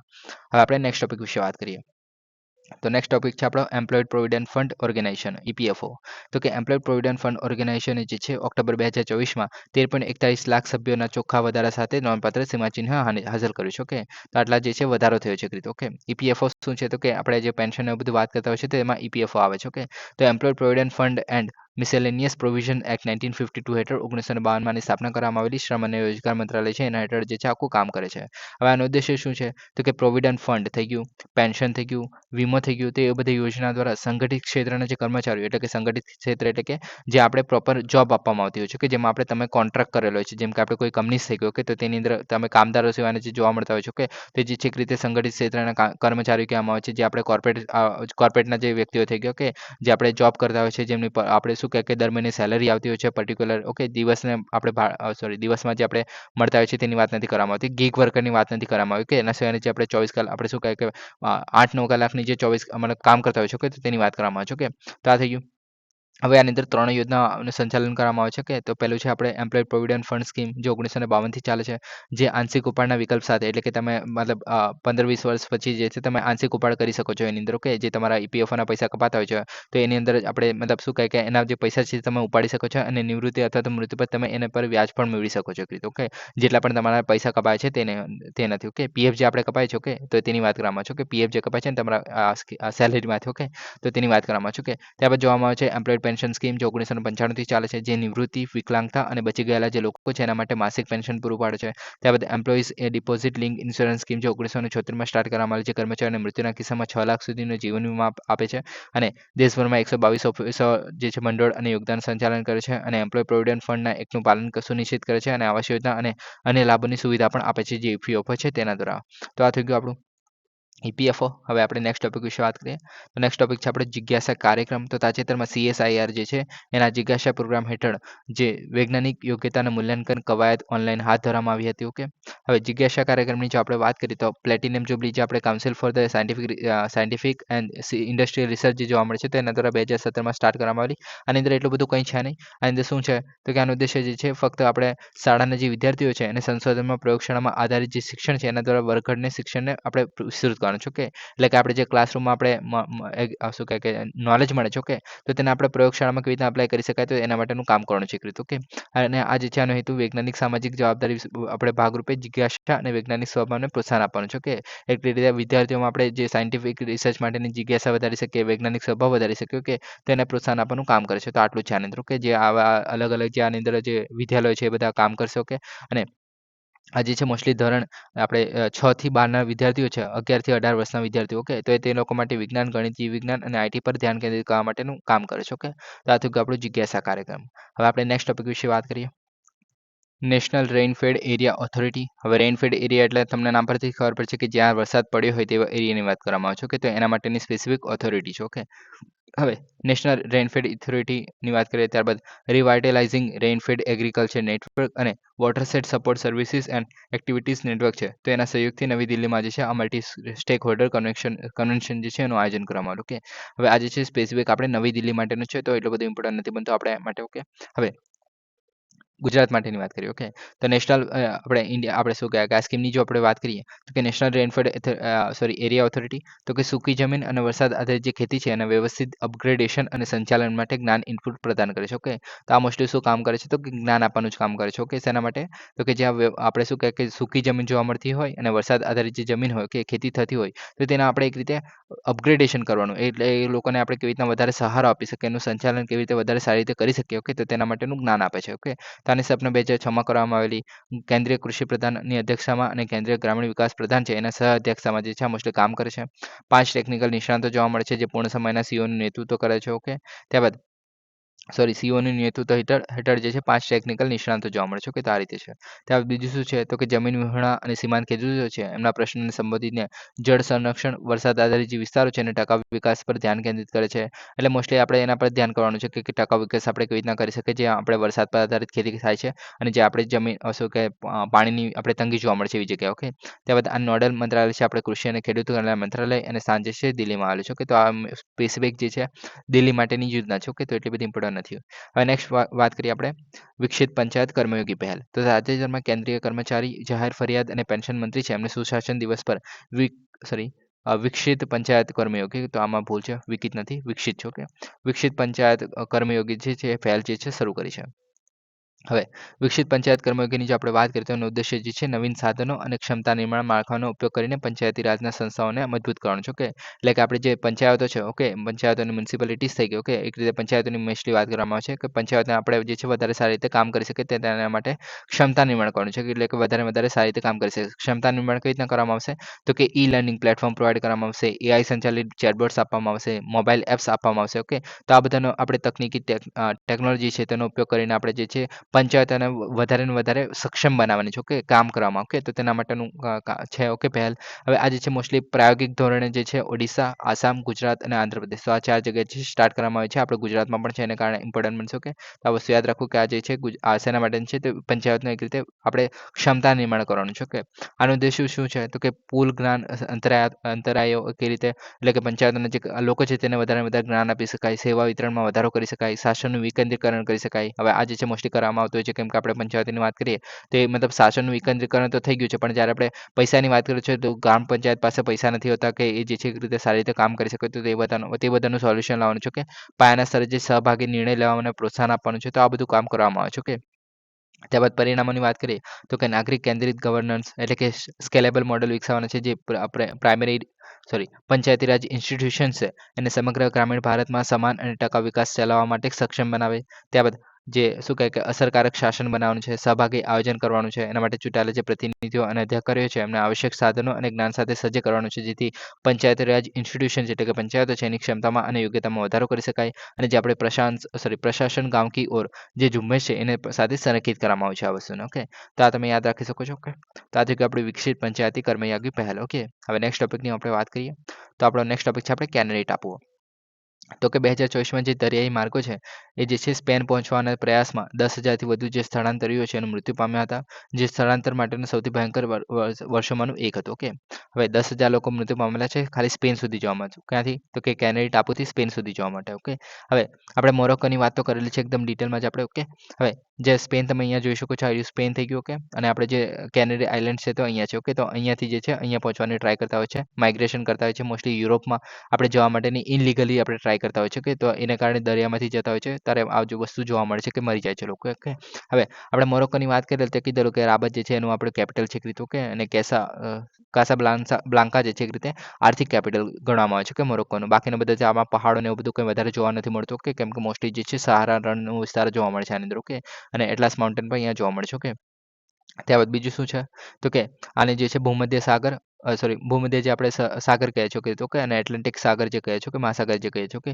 તો એ બંનેને જોડતું ખાલી મતલબ જોડતું ઇન ધ સેન્સ કે બંનેને એક રીતે અ, અડેલું એક રીતે એકમાત્ર દેશ આફ્રિકાનો જે છે મોરોક્કો ગણવામાં આવે છે. ઓકે, હવે અહીંયા જે છે ગિબ્રાલ્ટરની સામુદ્ર ધુની જોવા મળે છે કે જે આપણે એટલાન્ટિક મહાસાગર થઈ ગયો અને ભૂમધ્ય સમુદ્ર થઈ ગયો. ઓકે, તો તે બંનેને જોડવાનું કામ કરે છે. ઓકે, તો આટલું થઈ ગયું આપણે મેપમાં ઇમ્પોર્ટન્ટ છે. ઓકે, અને અહીંયા સ્પેન આવેલું છે આવેલું અહીંયા. ઓકે, અને આપણે પોર્ટુગલ આવેલું છે એની બાજુમાં. ઓકે, તો આ થઈ ગયું. ઓકે, હવે આગળ વાત કરીએ શું છે તો કે પશ્ચિમ આફ્રિકાની જે કેનેડી ટાપુ છે એ સુધી એટલાન્ટિક સ્થળાંતરનો માર્ગ છે જે વૈશ્વિક સ્તરે સૌથી ખતરનાક સ્થળાંતર માર્ગ તરીકે ઉભરી આવે છે. ઓકે, અને આટલા હજાર મૃત્યુ જે છે એ માર્ગ પર થયા હતા. ઓકે, જે સ્થળાંતર કરનારના દ્વારા સામનો કરવામાં આવતી જોખમની પરિસ્થિતિઓને પ્રકાશિત કરે છે, તો યાદ રાખવાની જરૂર નથી. હવે કેનેડી ટાપુની જો વાત કરીએ તો એ જે છે સ્પેનિશ દ્વીપ સમૂહ છે. ઓકે, તો મોરોક્કોના લગભગ 62 માઇલ જેટલું દૂર છે. ઓકે, તો કેનેડી આઇલેન્ડ જે છે એક રીતે સ્પેનનું છે. ઓકે, સ્પેન ક્યાં આવેલું છે? અહીંયા આવેલું છે. અને સ્પેન જે છે અહીંયા આવેલું છે અને કેનેડી આઇલેન્ડ જે છે અહીંયા આવેલું છે, પણ આ જે છે એક રીતે સ્પેનનો ભાગ છે એક રીતે. ઓકે, યુરોપનો ભાગ કહી શકાય એક રીતે. ઓકે, હવે યુરોપિયન યુનિયન છે એનો સૌથી બહારનો ભાગ પ્રદેશ કહી શકાય એક રીતે. ઓકે, હવે આની અંદર આવા ટાપુ આવેલા છે જે યાદ રાખવાની આપણે જરાક ખાવાની જરૂર નથી. ઓકે, ઉષ્ણકટિબંધીય આબોહવા, ગરમ તાપમાન અને ન્યૂનતમ મોસમી વિવિધતા દ્વારા વર્ગીકૃત થયેલા હોય છે. ઓકે, હવે કેનેરી કરંટ અહીંયા આવે છે. કે તો આ વસ્તુ ઇમ્પોર્ટન્ટ બનશે. ઓકે, કેવી રીતના તો કે આમાં તમે જોઈ શકો છો આ છે અહીંયા કેનેરી કરંટ. ઓકે, તો કેનેરી કરંટ જે છે એક રીતે ઠંડો કરંટ છે કે જે અહીંયાથી આવતો હોય છે. બાકીના બધા કરંટ પણ ઇમ્પોર્ટન્ટ છે, જેમ કે જે આપણે ગલ્ફ સ્ટ્રીમ થઈ ગઈ એ પણ ગરમ હોય છે. પછી આપણે અહીંયા જે પેગ્યુલિયા કરંટ જે આપણે કહીએ છીએ તે પણ ઇમ્પોર્ટન્ટ છે. પછી પેરુ કરંટની આપણે વાત કરી લો કે જેને હમ્બોલ્ટ કરંટ પણ કહેવામાં આવે છે. કે તો મોસ્ટલી જે છે આપણે જ્યાં ઠંડા કરંટ આવતા હોય છે કે જેમ કે આપણે કેનેરી વાત કરીએ તો અહીંયા આપણે એક રીતે રણ જોવા મળે છે, સહારા રણ જોવા મળે છે. કે અહીંયા પેરુની વાત કરીએ તો અહીંયા પણ અટકામાં રણ જોવા મળે છે. કે અહીંયા પણ આપણે રણ જોવા મળે છે. તો આ બધા વિસ્તારમાં મોસ્ટલી રણ જોવા મળે છે. ઓસ્ટ્રેલિયાનો અહીંયા વિસ્તાર છે તો અહીંયા પણ ઓસ્ટ્રેલિયાનું રણ જોવા મળે છે. ગ્રેટ ડિઝર્ટ કહેવામાં આવે છે જેને, જ્યાં વેસ્ટ ઓસ્ટ્રેલિયન કરંટ આવે છે. એને કારણ કે તો જ્યાં જ્યાં પણ આપણે જે ઠંડા આપણે કરંટ આવતા હોય છે, ઠંડા આપણે સમુદ્રના જે પ્રવાહ આવતા હોય છે કે તો ત્યાં જે છે મોસ્ટલી રણ જોવા મળે છે. ઓકે, તો આ થઈ ગયું. ત્યાં જે છે કેનેરી કરંટ આવે છે એને કારણે આફ્રિકાનો જે ઉત્તર પશ્ચિમ વિસ્તાર છે તેમાં આપણે સમુદ્રથી ઠંડો પ્રવાહ આવે છે. ઓકે, અને નજીકના જે સહારા રણમાં શુષ્ક આબોહવા ક્રિએટ કરે છે અને સમુદ્રમાં જોખમી પરિસ્થિતિનો ફાળો આપે છે. ઓકે, તો આ થઈ ગયું. આગળ વાત કરીએ તો કે આની અંદર યુરોપનો પ્રવેશદ્વાર તરીકે ગણવામાં આવે છે તે કેનેરી ટાપુમાં, કેમ કે ખંડીય યુરોપમાં પ્રવેશવા મેળવવા માંગતા જે સ્થળાંતરો છે એ કરનારા માટે એક પગથિયું બની ગયું છે. ઓકે, એને કારણે હવે કેમ મતલબ નોંધપાત્ર જોખમો કેમ છે તો કે મજબૂતી સમુદ્ર પ્રવાહ જોવા મળે છે, કિચનના નબળી સજ્જ બોટ જોવા મળે છે, પ્રતિકૂળ હવામાનની પરિસ્થિતિઓ. આ બધું યાદ રાખવાની જરૂર નથી, પણ આ બધા કારણોસર જે જોખમો જે છે મોસ્ટલી જોવા મળે છે કે આપણે કેનેરી આઇલેન્ડ છે એ ત્યાંથી સમુદ્રમાં જે છે સ્પેન નથી પહોંચી શકતા એ રીતેનું. ઓકે, મોસ્ટલી ઇંગ્લિશ ચેનલમાં પણ આ વસ્તુ ટ્રાય કરવામાંથી જે આવતી હોય છે કે લોકો જે છે તરીને આપણે જવાની ટ્રાય કરતા હોય છે આપણે યુકેમાં. ઓકે, એક રીતે આ બધું પણ જોવા મળે છે. કે માઇગ્રેશન એક રીતે દ્વીપ સમૂહની વાત કરીએ તો આમાં જે છે સમુદ્ર, મહાસાગર, સરોવર અને નદીઓ જેવા શરીર પર નજીકમાં આવેલા ટાપુઓ, ક્લસ્ટર અથવા તો શાખાનો ઉલ્લેખ કરે છે. ઓકે, અને જ્વાળામુખી પ્રવૃત્તિઓ, ટેક્ટોનિક શિફ્ટ અથવા તો કાપના સંચયને કારણે જે છે આ ટાપુઓ રચાયો છે એવું માનવામાં આવે છે. ઓકે, તો આ થઈ ગયું. હવે આપણે નેક્સ્ટ ટોપિકની વાત કરીએ. હેલિકોબેક્ટર પાયલોરી, તો એચ પાયલોરી. તો સંશોધકોએ ફેલુડા ને ભારતના જે ગ્રામીણ વિસ્તારોમાં છે ડિસ્પેટિક દર્દીઓમાં એચ પાયલોરી જે છે અને તેના પરિવર્તન તપાસ માટે ન્યૂનતમ ખર્ચે પોઈન્ટ ઓફ કેર જે છે ડાયગ્નોસ્ટિક સેવા જે છે એ તરીકે વિકસાવવાનો માર્ગ શોધી કાઢ્યો છે. તો આ જે છે ફેલુડા જે છે એક રીતે માની લો કે તમે એક રીતે શું કહે કે ડાયગ્નોસ્ટિક સેવા માટેનો આપણે શું કહે કે માર્ગ છે. ઓકે, જેમાં ડાયગ્નોસ્ટિક પ્રયોગશાળામાં જે ન્યૂનતમ અથવા તો કોઈ એક્સેસ નથી. ઓકે, એટલે કે આના માટે જે છે કોઈ પણ પ્રકારનું સોલ્યુશન નથી મળતું, તેના માટે જે છે રીતે ફેલુડા નામનું જે છે સોલ્યુશન વિકસાવવામાં આવ્યું છે કે ગ્રામીણ વિસ્તારોમાં. તો આ થઈ ગયું. હવે એ શું છે તેની વાત કરીએ પહેલાં તો કે જે પ્રકાર છે જે કે બેક્ટેરિયા જે પ્રાચીન તંત્રમાં જે છે વધે છે અને પેટના અસ્તરને પર હુમલો કરે છે. ઓકે, હવે આપણને બધાને ખબર છે કે આપણા શરીરમાં જે છે પેટમાં જે છે મોસ્ટલી એસિડ જોવા મળે છે. Okay, SL. ઓકે, તો એના પર જે આપણે શરીરને જો એસએલથી નુકસાન ન થઈ જાય તો એને કારણે જે છે આપણે જઠર, આપણે મોંથી સ્ટાર્ટ કરીને જઠર સુધી, આપણે નાના આંતરડા સુધી એક રીતે, નાના આંતરડા મોટો આંતરડા છેલ્લે સુધી એક રીતે તો અસ્તર જોવા મળે છે, જેથી આપણે શરીર જે છે એને નુકસાન ના થાય. ઓકે, તો અંદરનો આપણે પેટનો જે એક રીતે જઠરવાળો જે ભાગ છે તેને નુકસાન ન થાય તો એના માટે અસ્તર હોય છે. તે પેટનું જે અસ્ત્ર જોવા મળે છે તે એના પર જે હુમલો કરે છે તે જે છે હેલિકોબેક્ટર. ઓકે, તે પાયલોરી. ઓકે, તેનું નામ છે.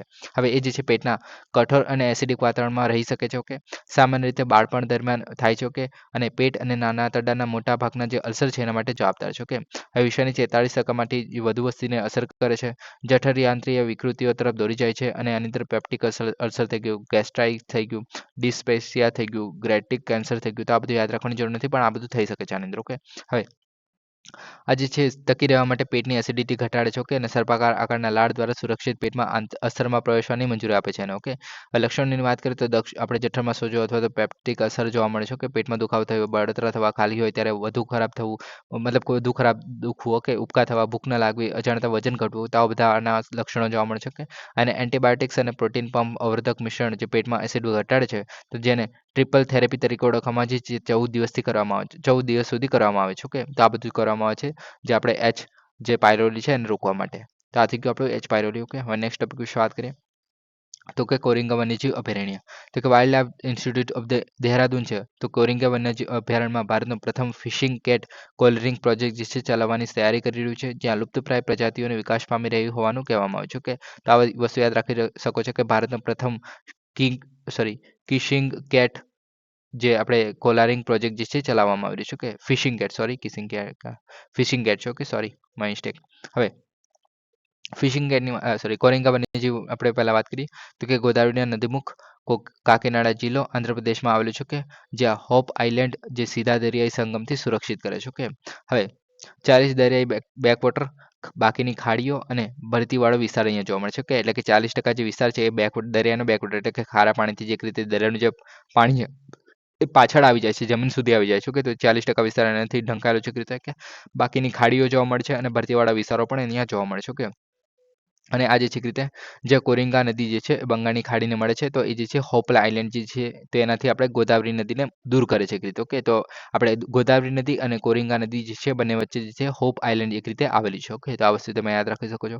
હવે જંગલોની વાત કરીએ તો મેંગ્રુવ્સ અહીંયા જોવા મળે છે, જે ભારતમાં બીજું સૌથી મોટું છે. તો પહેલું આપણું કયું છે તો કે બંગાળનું, સોરી, પશ્ચિમ બંગાળનું આપણે જે કહ્યા છે. ઓકે, તો આપણે જે સુંદરબન ડેલ્ટા જે આપણે કહ્યું છે તે છે. ઓકે, ત્યાં સૂકા પાનખર અને ઉષ્ણકટિબંધીય જંગલો પણ જોવા મળે છે. ઓકે, મેંગ્રોવ પ્રજાતિ જેમ કે રાઇફોસોફોરા, એવિયેશનિયા, સોનટિયા. ઓકે, તો આ બધી યાદ રાખવાની જરૂર નથી. ઓકે, તો આ બધું જોવા મળે છે. કે પ્રાણીમાં જોઈએ તો કે ઓટર જોવા મળે છે, ફિશિંગ બિલાડી જોવા મળે છે, ફિશિંગ હેડ જે કહે છે, શિયાળ જોવા મળે છે. ઓકે, અને જે આપણે ઓલિવ રીડલી ટર્ટલ્સ જે આપણે કહે છે કે જે આપણે અહીંયા જોવા મળે છે, નામ ભૂલ્યું મેં, ગરીમાતા, હા સોરી, ગરીમાતા જે આપણે વાઇલ્ડ લાઈફ સેન્ચ્યુરી જે કહ્યું છે કે જે આપણે અરીબાડા જોવા મળતા હોય છે કે ઓલિવ રીડલે ટર્ટલ્સ, ત્યાં ઘણી મોટી સંખ્યામાં એક સાથે જે આપણે જે ઓલિવ રીડલે ટર્ટલ્સની જે ફિમેલ હોય છે એ ઈંડા મૂકતી હોય છે. ઓકે, તે જ આપણે અરીબાડા તરીકે ઓળખવામાં છે, જે ગોદાવરી નદીના મુખ પાસે જોવા મળતો હોય છે. ઓકે, મહાનદીના મુખ પાસે પણ જોવા મળે છે. ઓકે, મોસ્ટલી તો આ બધું જોવા મળે છે. ઓકે, ગોદાવરી તો નહીં પણ મોસ્ટલી મહાનદીની આસપાસ જોવા મળે છે. ઓકે, તો આ બધું થઈ ગયું. ઓકે, આગળ વાત કરીએ બીજું શું છે તો કે માછીમારી બિલાડી એટલે કે આપણે ફિશિંગ કેટ. ઓકે, તો મધ્યમ કદની જંગલી બિલાડી છે. ઓકે,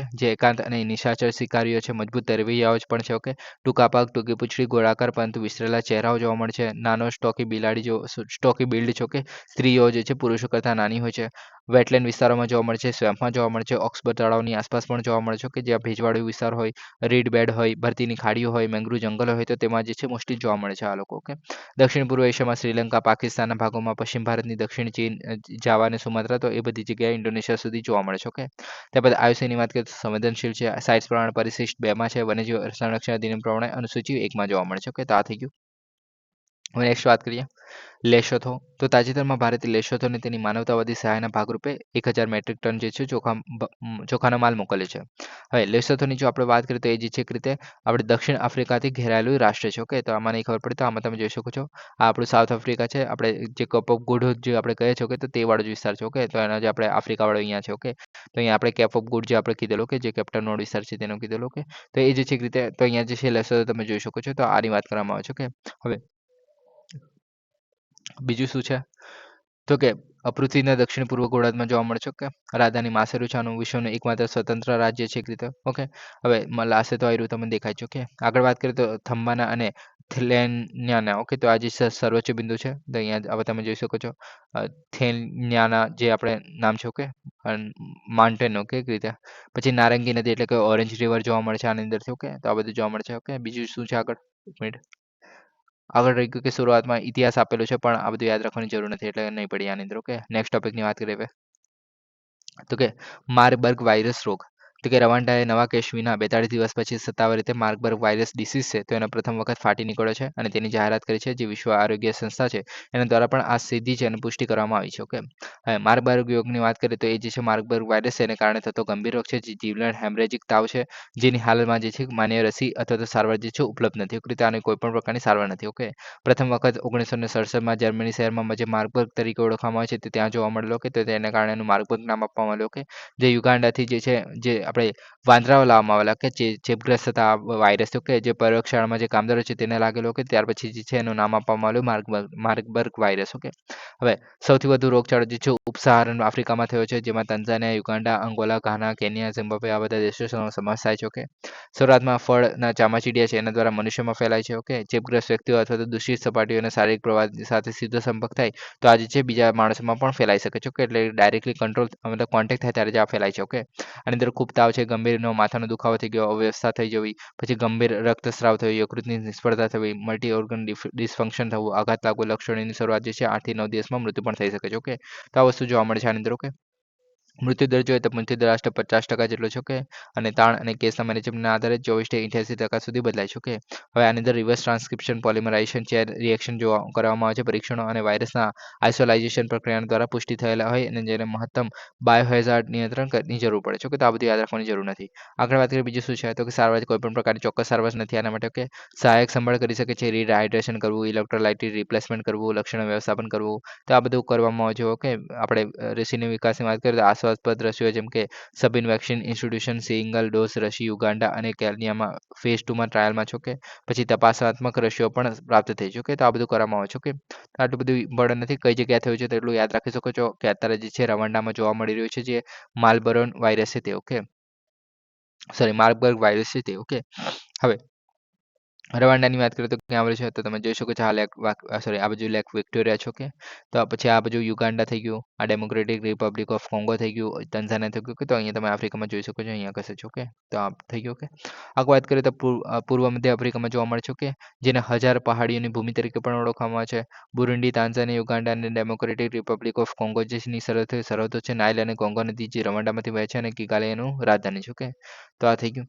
નેક્સ્ટ ટોપિકની વાત કરીએ યુનેસ્કો અમૃત સાંસ્કૃતિક વારસાની નેશનલ ઇન્વેન્ટરી. તો યુનેસ્કોની જે અમૃત સાંસ્કૃતિક વારસાની જે નેશનલ ઇન્વેન્ટરીના ભાગરૂપે બોસ્નિયાના જે સેવડાલિંગડાની માન્યતા જેને બાલ્કન બ્લુઝ તરીકે ઓળખવામાં આવે છે. ઓકે, તો જે વિવિધતા સાંસ્કૃતિક પરંપરાઓને જાળવવા અને ઉજવવાના જે વૈશ્વિક પ્રયાસોને પ્રકાશિત કરે છે. ઓકે, એક રીતે જે આપણે UNESCO national inventory intangible culture heritage. Okay, તો આજે છે એક રીતે જે કલ્ચર હેરિટેજ જોવા મળે છે. કે જેમ કે આપણે ઇન્ડિયાની વાત કરીએ તો આપણો જે ગરબો જોવા મળે છે. ઓકે, તો તેને આપણે ગરબાને એક રીતે સાચવવાની વાત કરવામાં આવે છે. ઓકે, તો તે જ વસ્તુ જે છે તે બાલ્કન બ્લુઝ કરીને એક રીતે મ્યુઝિકલ ડાન્સ છે. ઓકે, સોરી મ્યુઝિકલ ડાન્સ નથી, એક રીતે કવિતા અને ઓટોમન સંગીતનું મિશ્રણ જોવા મળે છે. તો એને જે છે ઉદાસીન શહેરી પ્રેમ ગીત છે. ઓકે, તે એક રીતે સોંગ છે જેને ઘણીવાર બાલ્કન બ્લુઝ તરીકે ઓળખવામાં આવે છે. તો તેને સેવ કરવાની વાત કરવામાં આવે છે આની દ્વારા. ઓકે, હવે આ જે છે કોનું છે તો બોસ્નિયાનું જોવા મળે છે. ઓકે, હવે કોના દ્વારા સેવ કરવાની વાત કરવામાં આવે છે તો કે યુનેસ્કોની જે અમૃત સંસ્કૃતિ અને વારસાની નેશનલ ઇન્વેન્ટરી છે. ઓકે, તો તેના દ્વારા સાચવવાની વાત કરવામાં આવે છે. ઓકે, તો આની વાત કરીશું તો કે 2003માં એનું અપનાવવામાં આવેલું, 2006માં અમૃત સાંસ્કૃતિક વારસાની સુરક્ષા માટે સંમેલન મળેલું, તેના હેઠળ એને સ્થાપવામાં આવેલું, એક રીતે અમલમાં આવેલું. કે જે શું છે તો કે વૈશ્વિકીકરણ દ્વારા જે જોખમમાં મૂકેલી સાંસ્કૃતિક અને પ્રથાઓ છે અને અભિવ્યક્તિઓ છે તેના જ્ઞાન પ્રણાલીનું રક્ષણ કરવું. એક રીતે માપદંડ શું છે તો કે સાંસ્કૃતિક ઓળખ માટે પ્રથાનું મહત્વ હોવું જોઈએ, સક્રિય સમુદાયની ભાગીદારી હોવી જોઈએ એના માટે, જેમ કે આપણે ગરબાની છે. ઓકે, માનવ અધિકારો અને ટકાઉ વિકાસના સિદ્ધાંતોના સાથે સંરેખિત હોવું જોઈએ. તો આ બધું કરવામાં આવતું હોય છે તો તેને આપણે આની અંદર એડ કરી શકીએ છીએ. ઓકે, ત્યારબાદ સૂચિના પ્રકાર જોવા મળે છે કે માનવતાના અમૃત સાંસ્કૃતિક વારસાના પ્રતિનિધિત્વની સૂચિ કરે છે, તાત્કાલિક સુરક્ષાની જરૂરિયાત દર્શાવે છે, ગુડ સેફ ગાર્ડિંગ પ્રેક્ટિસનું રજિસ્ટ્રેશન કરવું. તો આ બધું આની અંદર કરવામાં આવતું છે. ઓકે, આ બધું યાદ રાખવાની કંઈ જરૂર નથી. ઓકે, હવે બીજું બધું શું છે તો કે ભારતની વાત કરીએ તો અમૃત સાંસ્કૃતિક વારસો જે છે એની સમિતિ જે 2022 2026 અને વર્લ્ડ હેરિટેજ સમિતિ 2021 2025 જે છે ભારત જે છે એનું સભ્ય છે. ઓકે, ભારતે જે 2006 થી 2010 અને 2014 થી 2018 જે છે એની અંદર ICH જે સમિતિ જોવા મળે છે તેની અંદર સેવા પણ આપેલી, અને સંગીત નાટક અકાદમી સંસ્કૃત મંત્રાલય હેઠળ અને જે અમૃત સાંસ્કૃતિક વારસાની જે બાબતોનું સંચાલન કરે છે તે જે છે યુનેસ્કોના પ્રતિનિધિ યાદીમાં તેના નામાંકન ડોઝિયર તરીકે તૈયાર કરે છે. ઓકે, એટલે કે આ જે આપણે સંગીત નાટક એકેડમી છે જે સંસ્કૃત મંત્રાલય હેઠળ છે તો એ જે છે એક રીતે નામ આની અંદર સેન્ડ કરી શકે છે. ઓકે, જે આપણા સંસ્કૃતિ જોવા મળે છે તેનું તો આ રીતે જોવા મળે છે. ઓકે, નેક્સ્ટ વાત કરીએ ગોલ્ડન વિઝા પ્રોગ્રામ. તો તાજેતરમાં સ્પેનની કોંગ્રેસ વિવાદાસ્પદ ગોલ્ડન વિઝા પ્રોગ્રામને સમાપ્ત કરવાની મંજૂરી આપી છે. ઓકે, હવે ગોલ્ડન વિઝા પ્રોગ્રામની વાત કરીએ તો એ શું છે તો કે ગોલ્ડન વિઝા જે છે એ રોકાણ દ્વારા રહેઠાણ યોજના છે. ઓકે, રોકાણ દ્વારા એટલે કે જે રિયલ એસ્ટેટ બિઝનેસ અથવા તો અન્ય ક્ષેત્રમાં નોંધપાત્ર દાન કરતું હોય અથવા તો રોકાણ કરતું હોય તો એના બદલામાં જે છે સ્પેન જેવા દેશ છે, યુરોપના જે દેશ છે એ નાગરિકોને, વિદેશી નાગરિકો જેમ કે ઇન્ડિયાનો કોઈ વ્યક્તિ હોય તો એને જે છે કામચલાઉ રીતે રહેઠાણની મંજૂરી આપે છે. ઓકે, એટલે કે ધારો કે માની લો કે તમે ઇન્ડિયાના વ્યક્તિ છો કે અને તમારે સ્પેનમાં રહેવું છે કે તમે જે છે ઇન્વેસ્ટ કરી શકો છો જે આપણે ગોલ્ડન વિઝા પ્રોગ્રામ છે એના હેઠળ સ્પેનમાં અથવા તો બીજો કોઈ દેશ જેને આપણે આ વિઝા બહાર પાડ્યો હોય તેના અંદર. ઓકે, તો તેની અંદર અમુક ટકા જેટલા પૈસા આપણે નાખીને પછી તમે જે છે આ દેશમાં જે છે રહી શકો છો. કેવી રીતે રહી શકો છો તો કે ઉચ્ચ નેટવર્થ વ્યક્તિઓ કે જે યજમાન રાષ્ટ્રમાં રહેવાની, કામ કરવાની, અભ્યાસ કરવાની અને આરોગ્ય સંભાળ મેળવવાની ક્ષમતા સહિત સંપૂર્ણકાલીન નિવાસી અધિકાર મેળવે છે એક રીતે. ઓકે, એટલે કે તમે જે છે ત્યાંના સિટીઝન તરીકે રહી શકો છો. ઓકે, હવે આની અંદર આપણે 2013માં રજૂ કરવામાં આવેલું આના દ્વારા સ્પેન દ્વારા. ઓકે, હવે આની અંદર શું હતું કે નોન યુરોપિયન યુનિયનના જે નાગરિકો છે એટલે કે જે ઇન્ડિયા નથી ગયા, ચાઇના નથી ગયા, જે યુરોપના દેશો છે તેના નથી. ઓકે, તે જે છે સ્પેનિશ રિયલ એસ્ટેટમાં ઓછામાં ઓછા $5 લાખ યુરો છે. ઓકે, યુરોનું જે છે રોકાણ કરીને રેસિડેન્ટી પરમિટ જે છે મેળવી શકો છો. ઓકે, તો આ જે સમાપ્ત કરી દીધું છે એટલે કે વિદેશી નાગરિકો જે છે હવે સ્પેનિશમાં રિયલ એસ્ટેટમાં રોકાણ કરીને હવે રહેઠાણી મેળવી શકશે નહીં. ઓકે, તો આ વસ્તુ દૂર કરી દેવામાં આવે. કેમ દૂર કરવામાં આવી છે તો કે મિલકતની વધતી કિંમતો જે સંબોધવા માટે સ્થાનિક નાગરિકો માટે ખાસ કરીને મોટા શહેરમાં જે આવાસની ઉપલબ્ધતા સુનિશ્ચિત કરવા માટે આ વસ્તુ કરવામાં આવી છે, અને કાર્યક્રમનો ઉપયોગ જે છે મની લોન્ડરિંગ અને કરચોરી માટે પણ કરવામાં આવતો હતો. એને કારણે આ વસ્તુ દૂર કરી દેવામાં આવી છે. ઓકે, આ થઈ ગયું. હવે નેક્સ્ટ ટોપિકની વાત કરીએ તો કે લાલ પાંડા. તો કે નેધરલેન્ડના જે રોટરડેમ પ્રાણી સંગ્રહાલયમાંથી 2 લાલ પાંડાઓને જે છે સંરક્ષણ સંવર્ધનના હેતુ માટે દાર્જિલિંગના જે પદ્મજા નાયડુ હિમાલયન ઝૂઓલોજીકલ જે પાર્ક છે. ઓકે, તેની અંદર લાવવામાં આવી રહ્યા છે. ઓકે, હવે પેલા લાલ પાંડાની વાત કરીએ તો એનું જે છે આ વૈજ્ઞાનિક નામ છે લેસર પાંડા તરીકે પણ ઓળખવામાં આવે છે, જે મુખ્યત્વે શાકાહારી છે, શરમાળ છે, એકાંતવાળું અને અભરિયલ જે છે જોતા હોય છે. ઓકે, હવે સંતુલનની વાત કરીએ તો એ જે છે મોસ્ટલી શિયાળામાં ગરમી માટે પોતાને ઢાંકવા માટે અને તેની લાંબી જાડી પૂંછડીનો ઉપયોગ કરતા હોય છે. કે ઇકોલોજીકલ પરિવર્તન અને સૂચક પ્રજાતિઓ કે જે આપણે ઇન્ડિકેશન સ્પીસીસ તરીકે ઓળખવામાં આવે છે. કે ઇન્ડિકેશન સ્પીસીસ એટલે શું કે ધારો કે માખી છે. ઓકે, માખી જ્યારે આપણે કચરો હોય છે, ઓકે, તો ઘણો બધો કચરો હોય છે તો ગંદુ હોય છે. ઓકે, જ્યાં ગંદકી હોય છે ત્યાં માખી જોવા મળે છે, તો એ ઇન્ડિકેટ કરે છે કે ભાઈ કચરો થઈ ગયો છે. ઓકે, તેવી રીતે જે આપણે લાલ પાંડા જે જોવા મળે ફોરેસ્ટમાં, ઓકે, તો એ આપણે સમજી શકાય ભાઈ એ ફોરેસ્ટની કન્ડિશન જે છે, જંગલી કન્ડિશન જે છે એ રીતે સારી છે. ઓકે, તે રીતે ઇન્ડિકેટ કરવાનું કામ કરવાનું છે, સંકેત આપવાનું કામ કરે છે, સૂચક પ્રજાતિ તરીકે કામ કરે છે. ઓકે, ત્યારબાદ ઘની બિલાડીનું કદ, તેનો સુંદર ઘની બિલાડી જેટલું એનું કદ હોય છે. ઓકે, સુંદર ચહેરો જોવા મળે છે, આ રીતે સંરક્ષણના વલણો જોવા મળે છે. ઓકે, મુખ્યત્વે ભૂટાન, ચીન, ભારત, મ્યાનમાર અને નેપાળના પર્વતીય જંગલોમાં મોસ્ટલી જોવા મળે છે. ઓકે, ત્યારબાદ આયુષ્યન પ્રમાણે ભયંકર એટલે કે એન્ડેન્જર છે, એક રીતે સાઇટ્સ પ્રમાણે પરિશિષ્ટ એકમાં છે. વન્યજીવ વાઇલ્ડ પ્રોટેક્શન એક્ટ 1972 પ્રમાણે અનુસૂચિ એકમાં છે. ઓકે, ધમકીની વાત કરીએ તો પૂર્વ હિમાલય માળાના વૃક્ષો, વાંસોની ખોટ લાલ પાંડાની વસ્તીમાં ઘટાડો તરફ દોરી જઈ રહી છે. ઓકે, તો આ વસ્તુ જોવા મળી છે.